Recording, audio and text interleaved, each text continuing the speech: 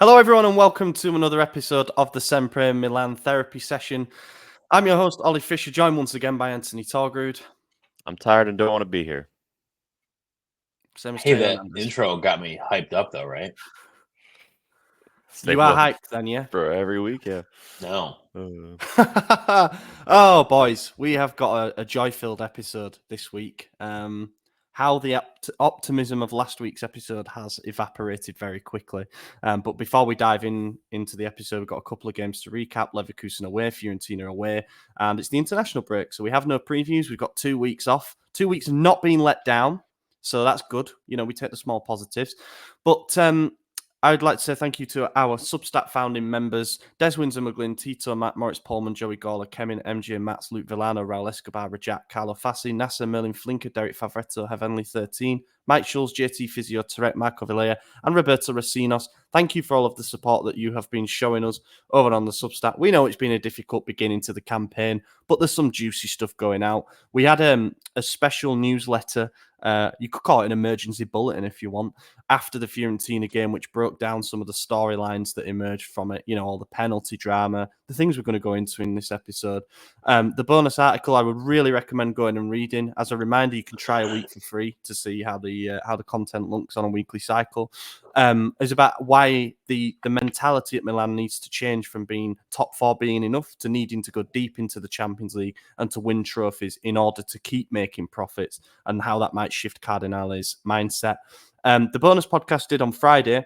I interviewed Andy Mitten, who is quite a big journalist over here in the UK, covers Manchester United mainly, but has done stuff for the Athletics, Sky Sports, that kind of thing. He did an article on the Milan derby, so I picked his brains on the experience that he had. And also we spoke about the ultra scandal that has gripped the headlines in Italy for a while. And we have a new Discord chat. We've decided to migrate away from the Substack chat. So we now have a Discord channel for discussing stuff that happens on a daily basis and, of course, games and things like that. So we will provide a link for that in the description. And that all comes as part of the Substack package. Right. Okay. Champions League, Leverkusen away. Did you practice that in the mirror before we started? Because that was a lot without taking a single breath. Been working on my Did you lungs do your now. hair this morning, Madison? No, I just went like this and it stood up, man. I don't It know. looks like you got hair gel in there at 5 a.m. That's crazy. I'm I more wake than up happy to like do. this. I'm more than happy to do 60 minutes of not talking about the football if this is the way that it's going. Yeah. That's good with me. Yeah. Anyway, This reminds me of when we used to do the podcast. When I first started, we would like do 2 wins, 2 losses, 2 wins, 2 losses, 2 wins. It was just like, 2 losses today, brother. Two it's 2 losses today. losses today. All right, so we framed this, I think, last week in the right way. We'd had a little bit of a resurgence. We'd won 3 in a row in the league, and we'd had that. Unfortunately, we had that Liverpool loss to kick off in the Champions League, but we'd beaten Inter in the derby. We'd convincingly beaten Lecce at home, 3 goals in 5 minutes. We're going to face the Bundesliga champions. I'm not going to say we had like a chip on our shoulder or anything, but we had a little bit of momentum going into this game. Leverkusen had already lost a game this season. We're thinking maybe they can be got at. And it was more like an intriguing game where we just see how we get on against a team that are well coached. They have a lot of quality, high intensity, high energy. And I don't think there's any other way to go through this game rather than like skip to the end and what everybody's reaction to it was. I saw the majority of fans praising and almost celebrating this performance and even the result. Like, oh, we've gone to a really good team and, you know, we've only lost 1-0. We played really well for 35 minutes and we should be patting ourselves on the back after that. It's a sign that we're growing. I just didn't see it like that. I was more in line with Boban's thinking, which is a first, believe me, where he basically said, how can Fonseca say that's the best performance of the season when Milan were dominated for, you know, over half of the game, let's be honest.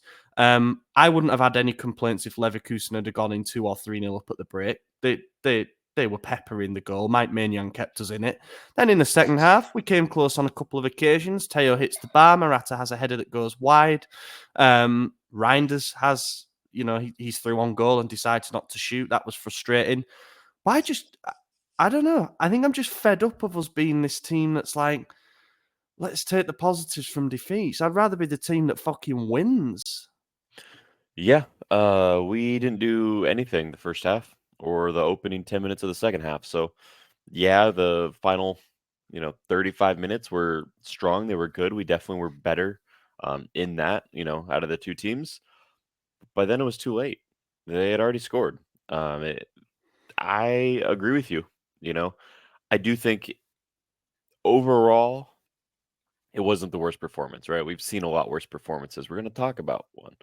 Um, but that's not a reason to celebrate. You're a 7-time winner of this tournament.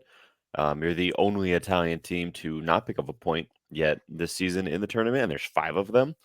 So that's frustrating. You look at the other fixtures. Inter drew 0-0 against City. If we drew 0-0 against City, then you could say, okay, that's a good performance. This is a team Yeah. that's arguably the favorite, and that's different. You look at what did Juventus do? They beat Leipzig in a crazy come from behind thing. I 10 think men. with 10 men. You know, I'm trying to go through here as quick as I can and just see, but like everyone was able to do something. Atalanta 3-0 against Shakhtar. Yeah, that's an easy team, but I'm not you even still have to joking, score the right? goals. Liverpool had to toil to beat Bologna at home. Bologna had a couple of moments in that game. Now, I'm not going to be a hypocrite and say Bologna should be celebrating a 2-0 defeat because I'm saying we shouldn't be celebrating a 1-0 defeat. But, like, Yeah, there's they caused levels. them problems in the first half. We didn't fucking do anything to Leverkusen. And this is a Leverkusen team that lets in a lot of goals. Mhm. I think they've already let in 14 this season. I could be wrong. And it's like the Shakespeare quote, there's a tide in the affairs of men which taken at the flood leads to great fortune. Like, you have a moment presented to you to really launch the season, and we Mhm. just didn't show any willingness to go out and take that. Fonseca in his pre-match press conference sort of had a bit of a jab back at Xabi Alonso because Xabi Alonso said, we know how Italian teams play. They play structured. They want to make it difficult. They're good at counter-attacking. That is the stereotype that I think filters around Europe. Fonseca comes out and he's like, I listened to what Xabi Alonso said. I want my Milan team to change the way that others think about Italian clubs. Did you get that from the first half? So I fucking didn't. I thought it was a pretty cowardly performance in the first half, to be honest. You can at least cause them a little bit of trouble. Yeah, Tammy goes down at the end of the half, and I was screaming penalty at the time. It's natural. I don't think it really was. But there was very little. Pulisic had a shot that was really easily saved. We just caused them no problems. And case in point, this weekend, Bayer Leverkusen drew 2-2 at home with Holstein Kiel. And I bet there's a decent portion of our listeners who've never heard of them before. They're bottom of the Bundesliga. Bayer Leverkusen went 2-0 up inside 8 minutes and they drew at home to bottom of the league. And we're here with our fucking party poppers out because we lost a game 1-0. You know? Like, I think the standard should be higher. Mhm. They I agree. absolutely have to be higher. I'm fed up of being like this fucking... it goes back, right? The game that really annoyed me, and this is going back quite a bit, was under Pioli in COVID. Do you remember when we played Man United in the Europa League? We went Mm. away, we dominated them at Old Trafford, we got a 1-1 draw. Yeah. We got them back home, and it's like, we have a really big chance because I genuinely think we are a better team at this moment in time. We can have a statement result. We can knock Manchester United out of a major tournament, and that could be something. We didn't. We lost 1-0 at home. And Was that again, when it was Kessier all... missed or when like the foul was called, or is that the second time that we Yes, played him? Yeah. that was in the Okay. first leg, actually. He scored like a volley and it was given handball. So, okay, yeah, you can bring in a bit of refereeing stuff. But I remember the narrative after that game being like, well, we went toe-to-toe with United for 180 minutes. It was a shit United team for what it's worth. Refereeing errors. Oh, injuries here and there. And there were some. But it's like, I don't want that to be us. I don't want us to be making excuses. There was the famous quote from Pioli, the winner celebrates, the loser explains. We have become the explainers. We Mhm. are the ones who are like, there's positives in this. Well, what I saw is a Leverkusen team that can't defend and are stuttering a bit this season, really in danger, barring a flurry of half chances in the second half. And I just didn't like the overwhelming positivity. I didn't see it as a step of growth, because I think in order to take a big mental step forward, you have to get a result in that game. Yeah, I think people are forgetting how bad we were in the first half and just saying, yeah, we did great and we're hard done, which is not the case. If you look at the stats from just the first half alone, with 39 possession, 0.04 XG, one shot, zero big chances, zero corners, zero everything. Everything else is zero. And 0.04 XG. I mean, it basically means you passed it back to the goalkeeper. You didn't do anything. The second half, it totally flips on its head. We have 15 shots. Only 4 are on target. Like, let's not forget they weren't the best shots, but that's where everyone's remembering is, oh, we were the better team in the second half. Yeah, we were, but they were already winning. It didn't matter at that point. And the fact that we had the chances, we had 15 shots and only 4 on target means, again, we're not shooting to the level that we need to be. We're not putting away the chances because we're obviously getting them at that point.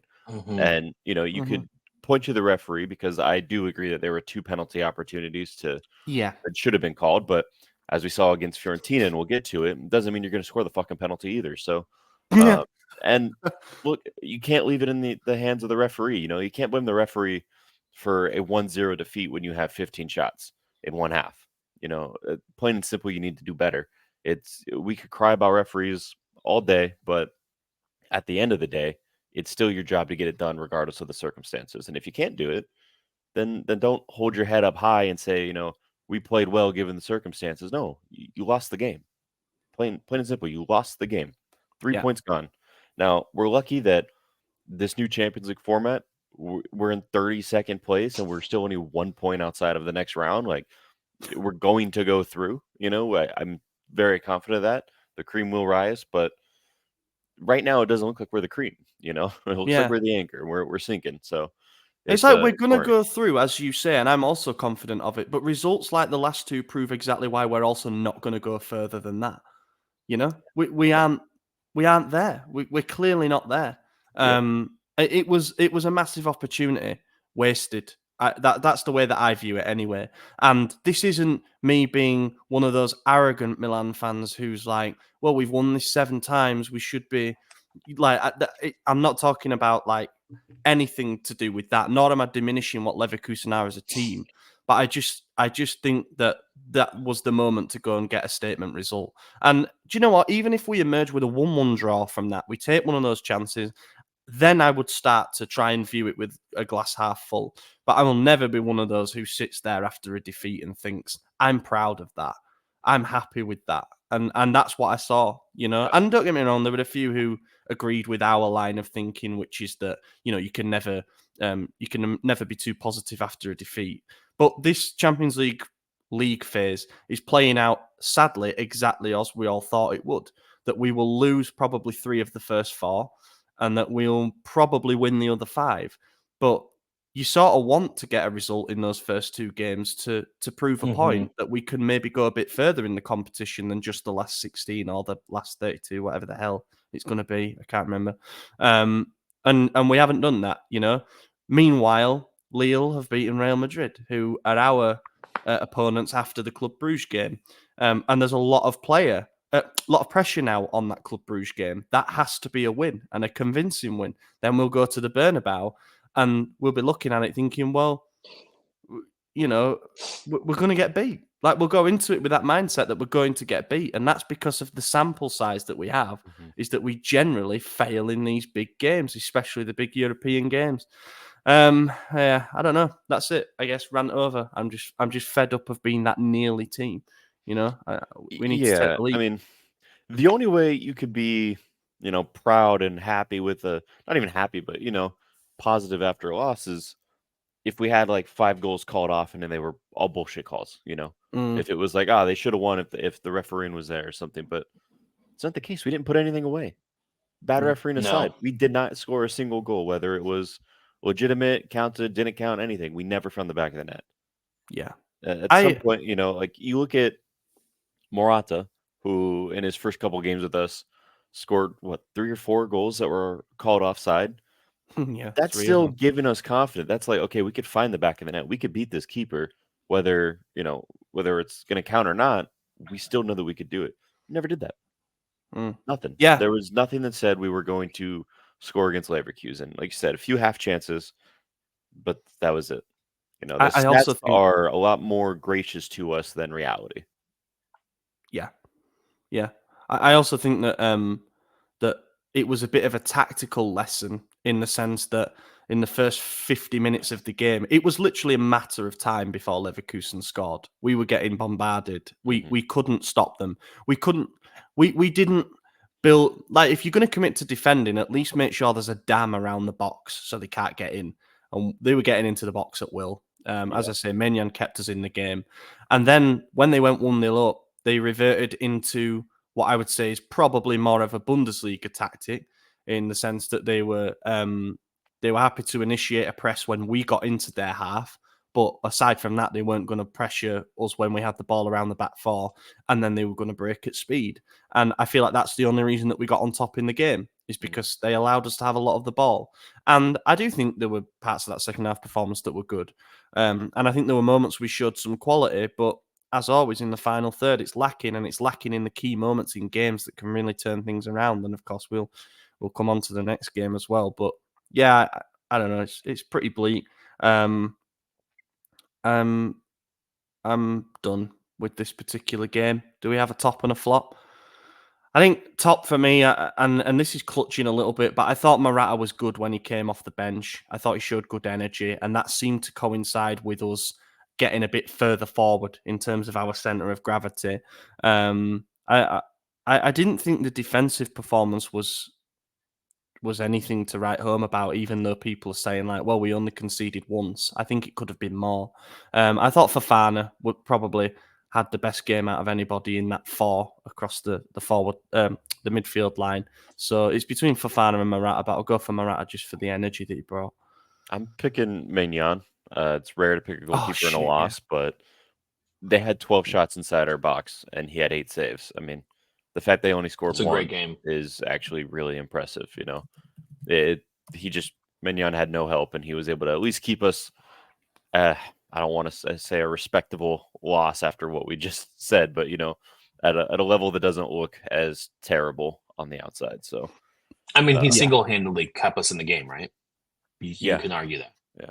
Mm-hmm. So, Soriani, Donnarumma, any other goalkeeper we've had in the last decade, that's a 3-0 loss guarantee. Yeah, I think that's correct. Who was the first one that you said? Toriani, the youth keeper that young came on kid. against Liverpool. Yeah. I'm gonna go with Fofana. I'm gonna be honest with you guys. I had a meeting during the game, and like the meeting was to watch the game, and I do not remember the game one bit. But you know, it is what it is. I'm gonna go with Fofana because FootMob has him as the highest rated midfielder. Yeah, tough to disagree with any of that. I'm gonna go with flop. I'm gonna go with Leao, I think. And there's a few you can pick. I just think with Leao, I'd highlighted before the game in an article for the site that I thought that Tapsoba, their right centre back, could be got at a little bit. And he just never really got going. I think he had one run in the first half where he looked threatening, but it's just not clicked for him this season, really, has it, so far? He has not Started been last season, I think. Yeah.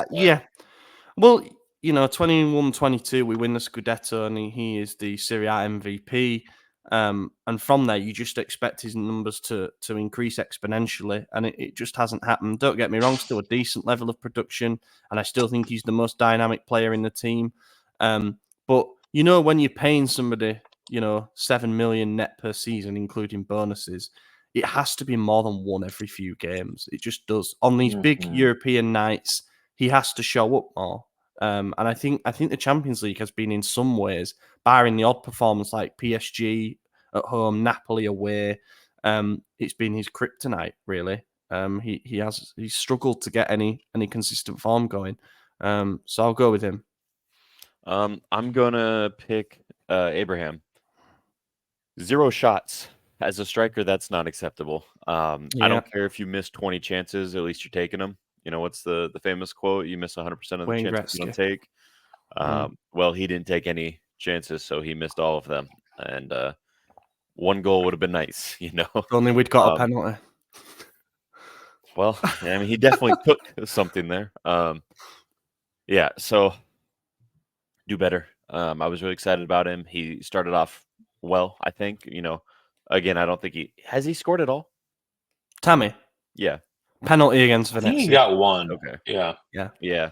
I know he's looked lively and had good shots, and you know, I felt hard. He's been hard done in a few games, but this one, I mean, I had to double check and see he didn't have a single shot. He had 3 touches in their box. They had 12 shots in our box, and this guy only got in theirs 3 times. Like, it's not a good look. So as our striker, you know, you got to do better. I don't know where we go from there, but Yeah. I'm going with Liao as well. Oliver, you said that player matchup he should have done better. He lost the ball 10 times in duels, the most out of any player on the field. Being your most dynamic player, that shows that you are not the most dynamic player for that game. You know, overall, I still think he is, but Mm-hmm. the kid needs to get his head back in the game. I say kid, he's 25, but he's a Yeah. kid compared to me. 26, 27 now? I think he is 25. 25. Mm. But yeah, still. Yeah, all right. So should we move on to Fiorentina then? We needed a response after the Leverkusen game. We'd won 3 in a row in the league. We still had that little winning run going domestically at least. And there was actually an opportunity because of Juventus dropping points at home to Cagliari to take sole possession of second place. We'd have been level on points with Inter, but ahead of them on goal difference. Fiorentina can be a tricky place to go. We've had some roller coaster games with them over the years, but they haven't started the season well. I think they have 1 win in the league. And I watched them on Thursday night against the New Saints in the UEFA Conference League. Now, for those of you who haven't heard of the New Saints, they play in the Welsh Premier League. They play in front of an average of 205 fans per game. I believe some of their players are semi-professional. It took Fiorentina 65 minutes to break the deadlock against them. And they are, they're there only by regulation that Wales has to have a team in it. That make it completely clear. Yassine Adli got the first goal in that game after Mandragora got injured. So that kind of nailed down his starting spot against his parent club. So yeah, I was watching that thinking, this Fiorentina team under Palladino, they just don't have it. They're moving the ball too slowly. They actually looked vulnerable on the counter once or twice. And I was actually confident going into this game that even if it was a bit open and it was a bit of a gunfight, that we'd come out on top. The players had other ideas.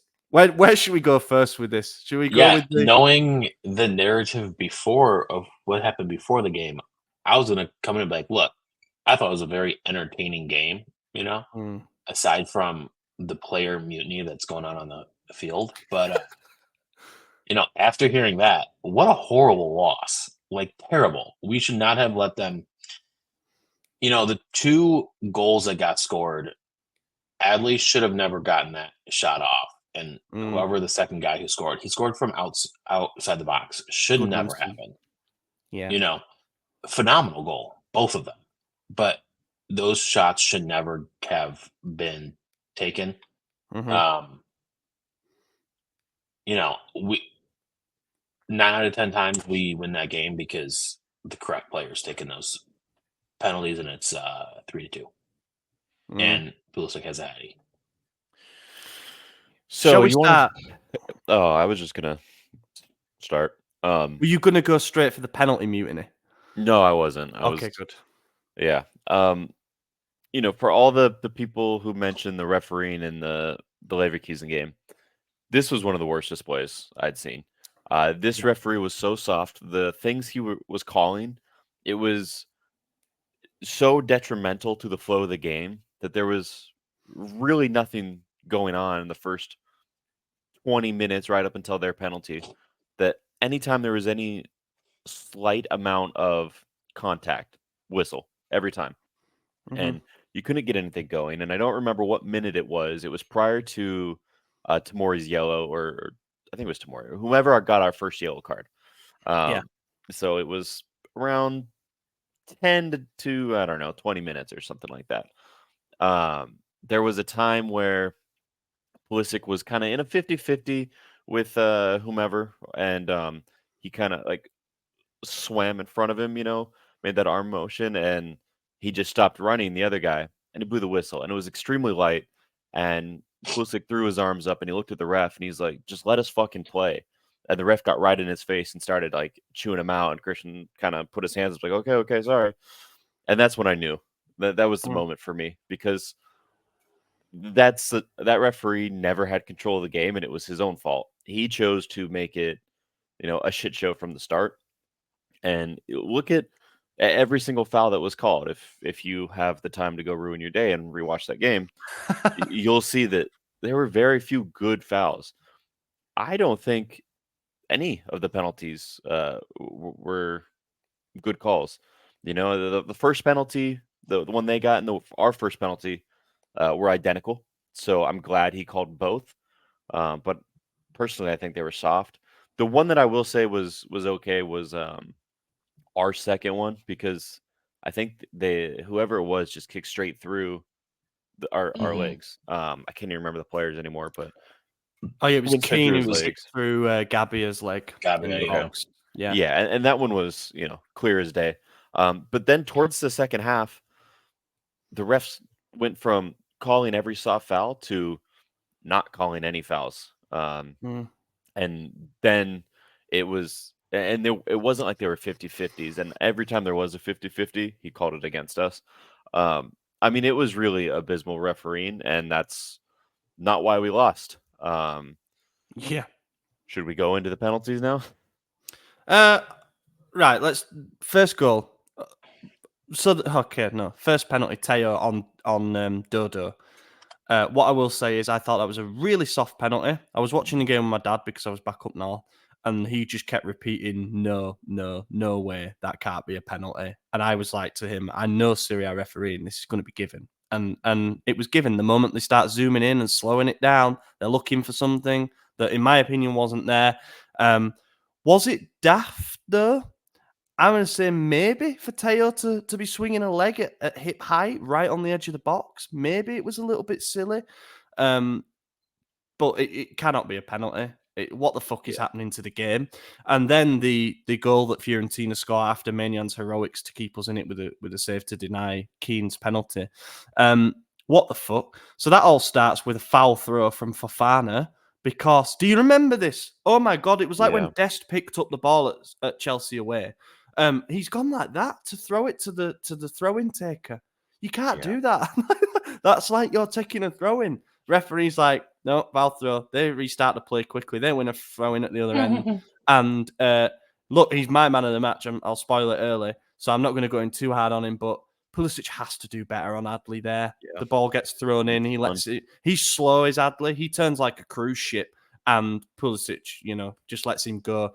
He gets that shot off, and I don't really know how it goes in from the corner of the box. I think it just goes through a few bodies, and Maignan stood there. But strange goal to concede, and of course he didn't celebrate out of respect and all that shit. But it was just typical, law of the lone player. Yeah, we did. Okay, and now we get to our two penalties. The first one, nice. It was a really nice move. We finally strung together a few one-touch passes. And Reinders gets through on goal. Pulisic, nice through ball while he's falling over. And Ranieri comes in and hip checks him. Now, normally those aren't given. I feel like they allow body-on-body contact inside the box when the ball's not near to either player. In real time, I thought that has to be a penalty because Reinders is actually going to get to that ball and Ranieri's not.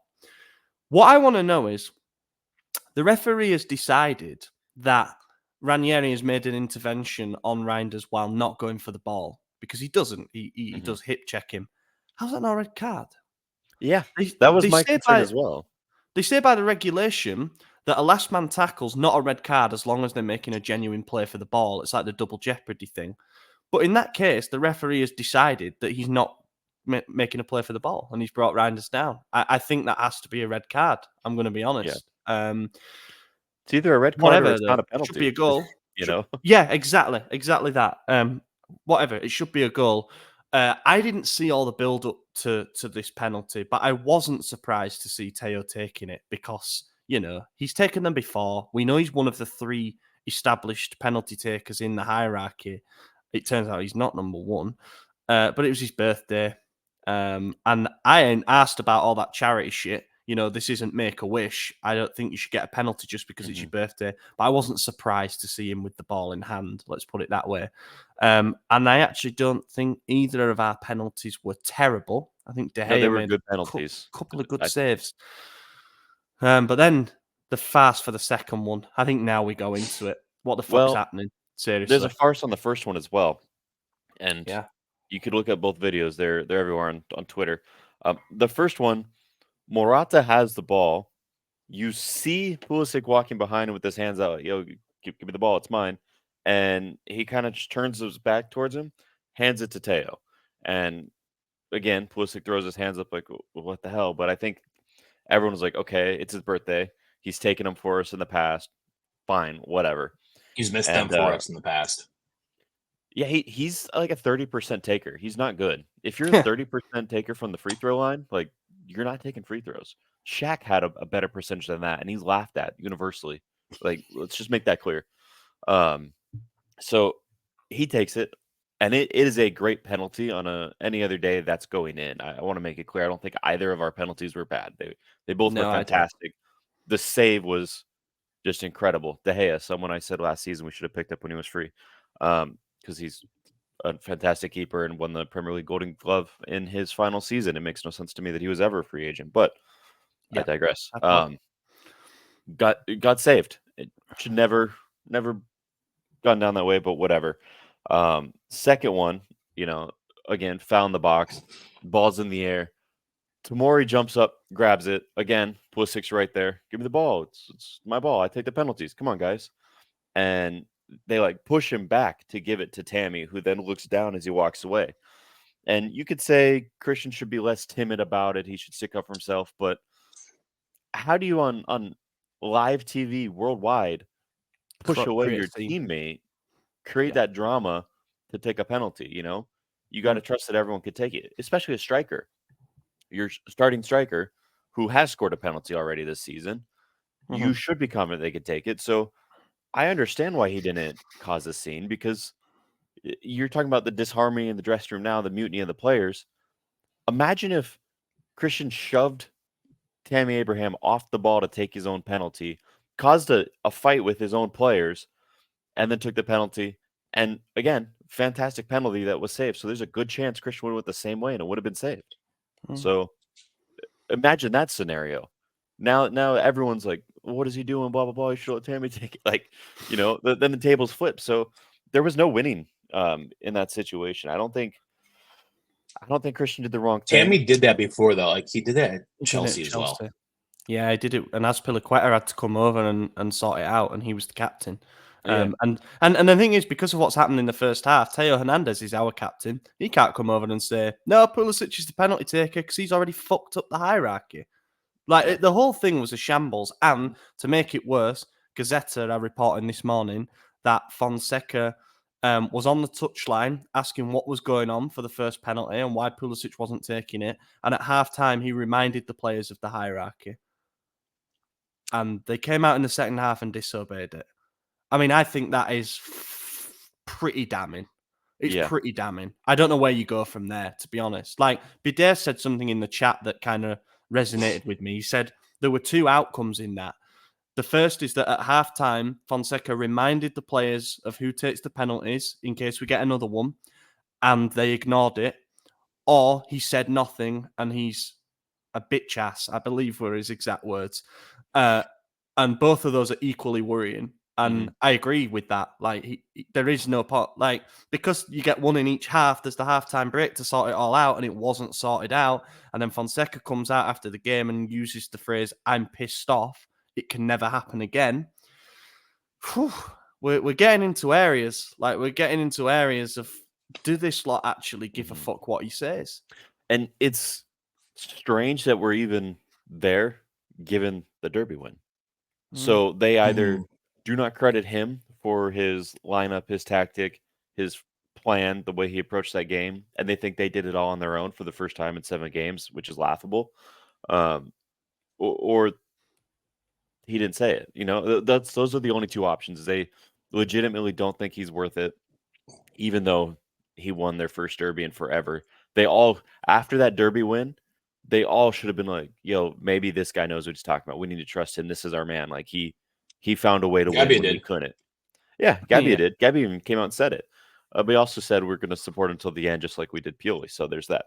And we know that wasn't true. But until death, he said, which I thought was a bit dramatic. Like, yeah, They just won the until derby. death. You know, I he know, just they were scored a hyped. winning Yeah. goal. they were Yeah, hyped. true. He was hyped. But yeah, and I don't know if he said it at halftime. You know, like I know Gazzetta saying that. How does Gazzetta know? Do they call a player? I'm sure they do know some of them and could ask, but No, secondhand, but like third-hand at the end of the information is day, all bullshit. You know. the players have to listen to him, and if there are certain players who are not listening to him, if they're putting their decision, their personal decision, ahead of what is needed for the club to win, Yeah. you know, and they're putting themselves before the club, and that's not all right. And The by club the way, comes even first, if right? he didn't say it at halftime, it still doesn't excuse them because he's publicly said who the penalty taker is. They should have known who it was before the game. There never should have been a time where Theo said, "Please, it's my birthday. Can I have the penalty?" You know, like there should never have been an opportunity for that. It's Christian's the penalty taker, Theo's captain. You reinforce that. Like If instead, Pulisic is he the gets the one, red card and a missed penalty on his birthday. So thanks, bud. You know. yeah, fuck him. By the way, I'm coming on to him. Don't you worry. But if Pulisic says, "Theo, you can have it. It's your birthday," we're not even having this discussion, you know, Yeah. because it's If like it the was way that Christian it has handed the come. ball, The way, if it's the way that it has come about like that, then you just have to kind of stomach it. But oh my god, how amateur! I've seen some stuff and it's like this doesn't even happen in after work five-a-side football and stuff, and I think it's correct. I think the thing, like with where we're at in the season now, we've won 3 of our first 9 games in all competitions under Fonseca. It's not good enough. You know, that is not an acceptable win rate, and there are various factors that are playing into it. But we had this going into the last international break. Poor results. Fonseca's under pressure. Need to perform after the break. Bit of an upturn, and then another 2 bad results before this international break. What we're doing, we're not giving, like the Italian media have it out for us anyway. We know this. We're not just giving them bullets to shoot at us. We're giving them fucking atomic bombs to drop on us with all this shit. You know, there was the cooling break. Fonseca throwing the players under the bus after, was it the Lazio game or was it might have been the Parma game where he said they're not following my orders. Then you've got something like this and, you know, the Theo red card, going to come on to it. We're already at a point where it's like, I don't know how we come back from it. I really don't. I just don't see us going on an 8 wins in 10 run or something that gets everybody back inside. I just see us doing the same shit. So a journalist said it. I think it was Cristiano, who I don't always agree with. He said, what Milan will be this season under Fonseca is waiting for 2 or 3 easy games in a row that we win. We talk about finding new certainties from a tactical point of view. Then they'll lose an important game. Repeat the cycle. And that's exactly what will happen. It's what's happened since we won the Scudetto.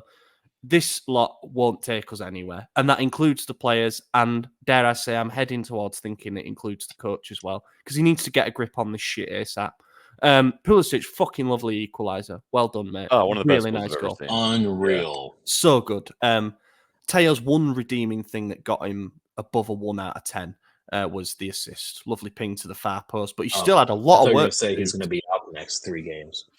Yeah, he is. Oh, that too. as well. Yeah, that as well. But we get Terracciano now. Yay. Going and back then to the penalty, sorry, Yeah. just something I was thinking about is all the other bullshit aside, when you're losing a game, what is the thought process of taking the ball from not just a designated penalty taker, your team's top goal scorer, who's on like 7 goals in 8 games or some shit? Like, are you saying, hey, you have enough goals?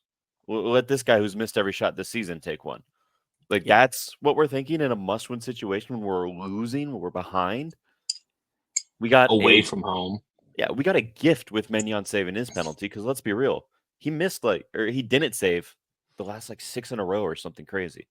He It's let in a not easy lot to of save a penalties. penalty. The fact that No. we saw 3 saves in one game is unreal. I genuinely don't know if that's ever happened. I know we said that last season when Theo and Giroud missed penalties in one game, Oh yeah. but the third penalty was saved in that game or was scored by the other team. So Whoever it's like, Girona were playing, the yeah, keeper in that game saved 3 penalties, and it was Wow. happening at the same time as our game. wow, So De Gea and that keeper combined for 5 penalty saves. that's crazy. Fucking crazy. Never happened Yeah, again. okay, I didn't know that. But okay. So second most penalty saves in a single game. That's wild. But it just again, Tammy's he's already scored a penalty this season. But how many times did he whiff a shot inside the box, already this season? Like he's missed easy opportunities. Theo has a couple goals already this season. So, I'm not gonna attack him for his goal scoring prowess, but you got to do better as the captain. You got to put your personal endeavors aside and think about the team, and you got to follow it. Like there's a reason Fonseca's rotating the armband to get everyone that sense of leadership. And if as a leader you're saying fuck the rules, I'm taking this myself, then you're not a leader. You're selfish. Prick. Yeah, I was gonna say it, but I didn't want to. I can say it. Good. Final nail in the coffin for what was a horror. No, it wasn't the final nail. There's one after, but the Tamori jump from that day, a long ball. I mean, after the whole thing that happened with the penalty, you better be fucking faultless defensively for the rest of that game. Oh my god, he was 5 yards under it. He didn't even get near it. It happens. You can misjudge things, and I do think what happened afterwards wasn't good either. But that was the error that led to the goal. And we are used to it now, not just from Tamori, but he has made a lot of errors since that Scudetto season. And it had to be Goodmanson as well. He was the other storyline from the game because his great grandfather played for us. So there was a bit of talk of that on commentary. Banged it in. And yes, we lose. Miserable. And then at full time, for some reason, Theo has decided to take exception to the referee's decisions. I think I don't know what he was arguing. So yeah, that's what I want to know. I saw somebody tweet it. I can't remember who, saying that 5 minutes were added by the fourth official, and the ball was in play for around 90 seconds of it. So I think he was pissed off at how little actual extra time was played. But it can't be for anything else because we got the 2 penalties to their 1. He was lucky not to give another one away, by the way. Theo for I another agree. similar stupid fucking kick I thought that inside one the was box. definitely a penalty. Yeah, I thought it was gonna be too. more than the first, and we'd seen the standard set by that point, so I thought that's definitely going to be a penalty. Yeah, he's called everything else. Thankfully, it wasn't. Yeah, and he gets in Pyreto's face, and he gets himself a red card, and He we are has to know waiting that for he's getting a red card, right? Like he has to know that's happening based on the way that game went and how zero tolerance this referee was with everything. Anyone talking back got talking to in return. Anyone who made any slight challenge got a card. Like Palladino was already sent off. You think you're not going to get sent off because you're the captain? The game's over. You're harassing the ref. Go to the locker room. Go get yelled at by your coach like you deserve. Stop. Like, what are you doing? It pisses me off. It was I would performative have loved as well to be a to me. fly on the wall. And that's exactly in what it game. is. Yeah. It's performative. It's Yeah, it is. Yeah, it's what I we want to see show every that I time care. we're losing. Yeah, we got to show that we're feeling hard done and that we care. So let's get aggressive. You Wrong make moment. it worse. Pick your No moments fan to show wants that to you see care. that. Yeah, show you care by following the fucking rules and giving the penalty to the penalty taker. Absolute You gimp. know? Seriously, it was embarrassing. It made me so angry more than anything else in that game, to be honest, because I feel like the penalty spillover has come more after when we're learning more about the hierarchies and stuff and what Fonseca said. But what happened in that moment, knowing as well straight away, I was like, that's a multi-game, because if you abuse an official, it's not just a 1-game ban. So we're now without the one irreplaceable player in the squad, and I say that because we don't really have a decent backup left back. And to do that, after everything that's happened previously in the game, you just need to get your head down, get the fuck off that pitch, get your dressing down from Fonseca, which you fully deserve, as you said, AJ, and you fuck off to France then to reset, play for them for a couple of games, come back with your head screwed on. To do that is just like, it sets such a bad example given that he had the armband on. And I don't know if, as you kind of mentioned, he thought that that gave him the platform to go and bollock the referee. If so, it's just entitlement. You can't do it. It's such a bad example that I'm tempted to say, that's it. I wouldn't give him the captaincy again. And if that pisses him off and he wants to leave next summer, fuck off anyway. Like, really, if that's what it's all about. And people are going to say I'm being reactionary and dramatic. If you felt nothing after what happened at full time on Sunday, then you're happy with the mediocrity. You're happy with it being chaos in the dressing room, and you're happy with us being a circus in the media for the next 2 weeks. You know, I just think you should hold higher standards. As soon as the full-time whistle blew, I got up and left. So I actually didn't even see the red card. I was walking to my car, and my phone buzzed and said Theo Hernandez red card. I said, "What the fuck? Like, what happened now?" Because it looked like as soon as full-time whistle, like everyone was kind of just frozen in place. No one was reacting. I got up and left. I wasn't going to wait to see that shit. I wasn't going to wait and hear Marco and Theo talk shit about us. After it goes to the two screens, you know, and then like you just like saw the red card, and I was like, "What the fuck just happened?" I mean, here's the thing: as the captain, you should be able to talk to the ref, right? But you can't be screaming at them. And he had his hands in the air, so like clearly there was aggressive language being used. And like I understand that he's upset that we lost and we only had 90 seconds of extra time, but that loss is like almost single-handedly on him and Tammy. You know, like look in the mirror, buddy. People. Yeah. Double-handedly, yeah. It's double-handedly on him and Tammy. I mean, you know. No, I agree with you. And it's not like Theo doesn't have a reputation for being a hothead for doing this shit. Like, so he's got to know that his leash is much shorter than other players because of his own doing. It's not like he just has an unjust reputation. He is almost renowned worldwide as a dick. You know, fans of other clubs despise him because of his behavior. We love it because it plays into our favor most of the time. But at what point? Not. Exactly. It's starting to not because that leash gets smaller and smaller and smaller. Exactly. And his reputation gets larger and larger and larger. So referees hold world-class players to a higher standard as well. You know, it's and he is one, but he's not acting like it. So it's it was immature, it was petulant, it was I and on his 27th birthday, it's like, at what point do you grow up a bit? God, he's you're a fucking man. You're a grown-ass man. Like, you have children. Jesus. You're married with kids. Is that the example you want to set? I mean, I don't want to attack his fatherhood or anything like that. It's low, but yeah. Final thing.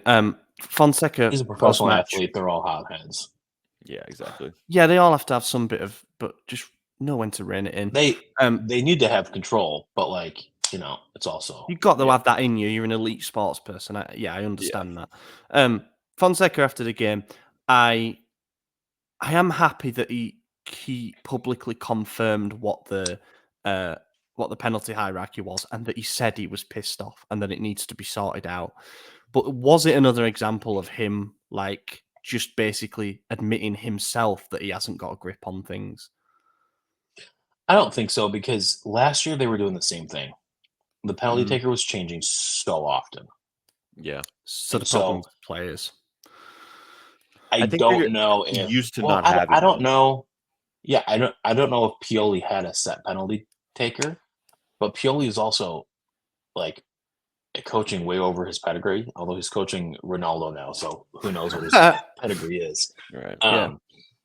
You know, he didn't want to ruffle the feathers, because look, Fonseca has come in, he has ruffled things, and look at what the players are doing. They're fucking pissed, right? So Pioli may have known, like, yo, these are some hotheads in the locker room. Like, I don't want to cause an unbalance to, you know, their mental health. But then Fonseca's like, these guys need to know who, like, you know, I'm going to come in and actually create a hierarchy, how there should be at a football club. Yeah, he's actually coaching. We don't know what it was like previously, because Pioli really never talked about it. And remember, when Kessie was here, he was the clear-cut taker, and everyone knew that. Everyone respected it. He took every penalty. And no one's going to take the ball from was the second. He's like, you know, 8 feet tall. He's massive. Yeah, well, He's not that tall. it was He's also his job. No, but and he's just everyone- like a big dude. the last we had obviously Unity the season we won the Scudetto. It's required, that's not a secret. Then he left, and we didn't know who it was, and it rotated. It was Giroud, it was Latan, it was Theo, and they all missed a lot, so they didn't really know who it was. And then, the season after that as well, same thing. It rotated. We missed again 2 in one game, and that was when Pioli said, "I'm assigning Pulisic as a designated taker," and we didn't get a penalty the rest of the season. So he never actually got to take that penalty. And then this season comes around, and so I'm not gonna say like, "Oh, it was never mentioned again." I'm sure Fonseca went, "Okay, you're the penalty taker. Cool, you're taking them." But knowing that it was assigned and we never got that penalty, and it was assigned by the previous coach, how often do we think Fonseca mentioned it, or did he assume based on seeing that it was already a designated taker that everyone just knew? Because it's still Dude, early in I the season, early in guarantee his you tenure. during training, this sounds like youth soccer bullshit, but I guarantee you there's some board that says penalty, Pulisic, free kick 20 yards out, this player, 30 yards out, like these I think so. guys know the tactics. They're not idiots. Like We have they've been set piece playing coach. this game for 20 plus years, most of them. Yeah. It was just literally in selfish interest. Yeah. It's No, his I'm birthday, just saying, but like, dude, I don't do give a we shit. It's think his birthday. before each game Fonseca was going like, and remember, Christian takes the penalties? Like, No, I know what you mean in that sense. yeah. Does So it have to be publicly? Does it have to be stated to them every time? I hope not. yeah, it shouldn't. It should be a Yeah. one and done thing. Like, okay, this is the way it is. But maybe because we hadn't had Some of the many brain dead penalties, they behavior. thought, all right, like it's not as permanent because it never really was. And then if he said it at halftime again and said it with like some real balls, like, what the fuck, Do guys? you We have a set know? order. Stick to Do this. you know who's to blame here? Who signed Pioli. him in Ibiza? Maldini. Yes. Salamakers is somehow to blame as well for it. We'll find a way flop to of the link that in. game. Yeah. It's Top amazing and how we flop. haven't had to talk shit about Emerson in a while, and it's not like he's improved. Oh, he was outstanding. He was so much better than the other fullback. Top, Pulisic, flop, Theo. Yeah. Moving on. Said I'm everything. gonna go with flop Tammy. I think I that think that's his fair. aggressiveness of taking the ball away is a little more than Morata giving Theo the ball. Yeah, fair. Let's do a couple of questions and then we'll round up because we've got no game to preview. International breaks here. We can all calm down for a couple of weeks. Nintendo Nino asks, how do you feel about AC Milan not being licensed in FC 25? Massively puts me off buying with no kits, badge, etc.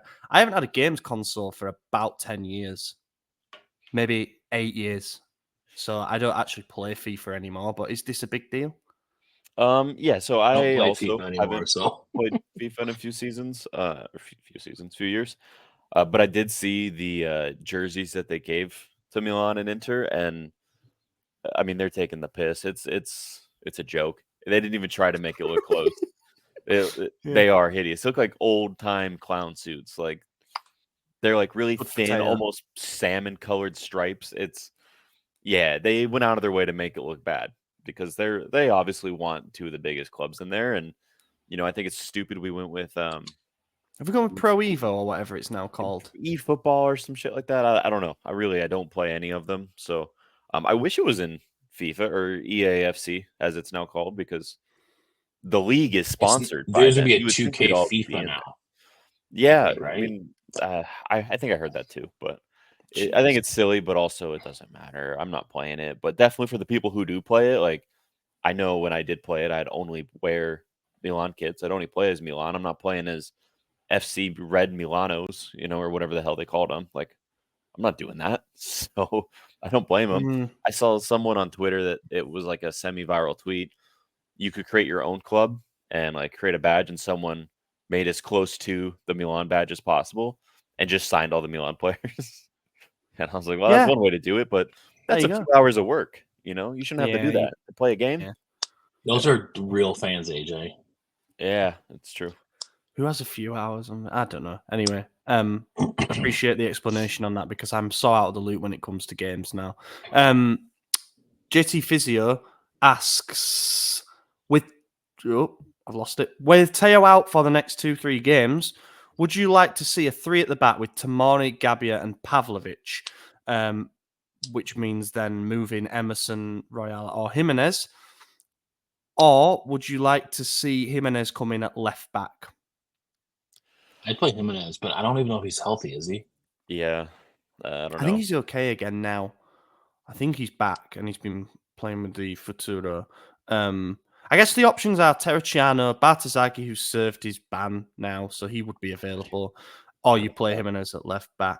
I don't want to see Terracciano, I'm going to be honest. I think he's very limited. I don't either, but I also don't want to change the formation after international break because then no one had time to train with it. You might get one session. Well, we changed it before the derby and it seemed to do okay. But we weren't at international break before that, you know? That's what I mean. We had less time. Like we changed it after Liverpool and we had like 3 days to get used to this 4-4-2. But none of the players are there. Like none of the key players are there to learn whatever we're trying to do because we've got 20 internationals at senior and youth level. I don't know. I think I'd like to see Jimenez plugged in there, but I can already tell that it's going to be Terracciano that plays there. I want to see him give Christian the armband just as a reaction to it. I mean, look, obviously he's a very timid guy by that, and I'm not sure how commanding he would be as a captain, but I think it would just be interesting to, you know. Watch Pulisic be captain next game. Watch what? Pulisic be captain. Yeah, that's what I said. Yeah. Oh. Yeah. Chrisan asks, there's been a lot of interesting results in Serie A this season. Is it because smaller teams have got better or bigger teams have got worse? I think it's bigger teams have gotten worse, and it's not because their quality's gone down. It's because the workload, the amount of games has gone up so much that they need to rotate. They need more rest. They're tired. They're not 100%, and so you really need to have 2 world-class 11s to compete nowadays in all competitions, and Serie A is not capable of that. Inter's obviously the closest, but even they're dropping off slightly, you know. So, and Napoli doesn't have any other competition, I don't think. I could be wrong on that. Genuinely, I don't know, but I feel like they're not. No, they're not in Europe. They're not in Europe. And they've got Conte, who's going to give them, I think, I think they genuinely might win it again. You know, they're doing well. I'm starting to believe in them being top 4, which I didn't because I thought Conte would fall out with De Laurentiis, and I thought he'd be gone by now. I'm not gonna lie. Yeah. I don't know. I think so. It's funny you mentioned Inter there. Inter responded to the derby defeat by winning 3 games in a week, and you know we've lost our last 2 going into the break. They're now 3 points above us again, and they've got 4 points in the Champions League to our 0. So it's like, what the fuck was it all for? You know, not carried on that momentum. I think that we're seeing, it's a small sample size. I think we're seeing some of the smaller teams overperform early in the season, like Torino, Udinese, Empoli. Yeah. But I also think that the top teams have stuttered, and it seems to be like collectively into runaway leaders last season. Have had a bit of a false start. Juventus drawing a lot of games. Napoli are the only ones who've maintained a bit of consistency. Roma dropping a lot of points. Lazio have got themselves into the top 4 now, but I don't think any of us expect that to last. So I think the international breaks don't help in terms of finding consistency. I think we'll start to see it as we head more towards Christmas. The table will iron itself out. Although before the last round, the top 4 was Napoli, Juve, Milan, Inter, and I don't think that'll be a million miles off. But it's an interesting comment. I'm going to end with a light-hearted one. JT Physio again asks, if you could go to dinner with any Milan player, past or present, who would it be? And of course, you go for the biggest legend, or who's going to be the biggest laugh? Who has the best stories? I sort of have had dinner with Maldini. I mean, he was just on the table over there. So, you know, we were said hello. Well, I had dinner with Franco Baresi, actually. Yeah, that's cool. Yes, yeah. He was sleepy. He's not my answer. I don't know why. Sleepy Franco. No, I don't know who I would pick, honestly. Balotelli, but I'd be afraid for my own well-being. You know, like what prank is he going to pull on me at dinner? Yeah, that's a They're valid going to be a point. firecracker in my clams. Like I don't. We're doing like what Arteta did in pre-season, going around stealing phones from people's Yeah. pockets and shit like that. That was madness. Gattuso is the guy that JT picks. I think that's a good one, for longevity and because the guy was an absolute nutter. I quite like something like Philippe Mexes because that guy was wild. Wow, boy. Yeah. I think it depends on what kind of dinner I'm trying to have, right? Yeah. If I'm trying to have like a wild dinner like Ronaldinho or El Shaarawy, I heard he likes to get down. So if you just want like a Or, nice, calm, boring dinner, it's like Pobega with his glasses or something, right. Yeah. I think my answer is Pato because he was there for like the crossover of eras. And of course, we know all about the struggles that he had. We know about some of the off-field headlines and things like that. But also, he's spoken about being a bit tormented with injuries and stuff. I just think it'd be a really interesting conversation because he is the what-if player for me. So he also loves him. the club. He still talks about wanting to play for us. Yeah, just like an interview every week saying, "I'm ready if they want to call me." If I don't think so, say you went to dinner with Kaká, do you think he'd make you say a prayer before you were allowed to eat? Yeah, and I think I would, but I wouldn't would know do a it with prayer. him 100%. Yeah. No, I mean, Yeah. I wouldn't be the one leading it. I would be like, okay, No. let's hear what you What got. if he says, AJ, please say grace in Portuguese? Grace. I don't know. Grazie. I don't know how. Yeah, I wonder who out of the I wonder who has the weirdest culinary tastes as well. Yeah. I guess maybe Brahim Diaz with that like mayo on beef burger shit. That was all a bit weird. There was wait, what mayo on beef burger? Just like put mayo on his burger? Yeah, there wasn't that a chicken weird? burger. Yeah, mayo in It's a beef fairly normal burger? out here. I don't like it. And you guys just put it on your French fries though, so like let's not act like you're normal. But dude, we went out to dinner on French fries, they're Friday, chips, mate. Saturday, and my nephew took a bite of his burger, and I said to my sister, I go, Alex, is there mayo on that? She goes, oh yeah, and it's just like dripping with mayo. I was like, that's gross. I hate it. It's so disgusting. There was a Twitter space like 3 years ago, and Nigel Jiang was in it, and I was listening in, and they opened up to questions, and I was given the opportunity to speak, and I said, what's one of the craziest stories from the locker room that you're willing to share? You don't have to name names. And he just laughed, and he said, I can't tell those. So I think anyone really. I'm sure there's some wild shit you would see or hear just doing that. Get a few drinks into anyone who's got stories, and they'll tell you. Yeah, I totally agree. That is a good question, though. I like that one. Good way to end the episode. Little bit of a lighter Maybe a note. bate. That'd be kind of good. Yeah. There's so many answers. Like, there's so many interesting stories. Yap Stam from a previous era. He was meant to be a bit of a nutter. But yeah, anyway, we'll wrap it up there. Thank you very much for listening to this point. All those of you who made it through our rants. Sorry, it's a bit not safe for work this week, but what can we do? I've been your host, Ollie Fisher. Find me on Twitter at Ollie Fisher. AJ, cheers for joining. Yeah. I didn't have as bad of a time here as I thought, so good. Maddie. Don't put mayo on your burgers, guys. And go Tigers. Thank you very much for watching, Tigers. everybody. We will catch you in a week's time. Gol! Ancora Theo! È una meraviglia! Il gol di Theo Hernandez da un'area all'altra! È una meraviglia! Senti il mio cuore!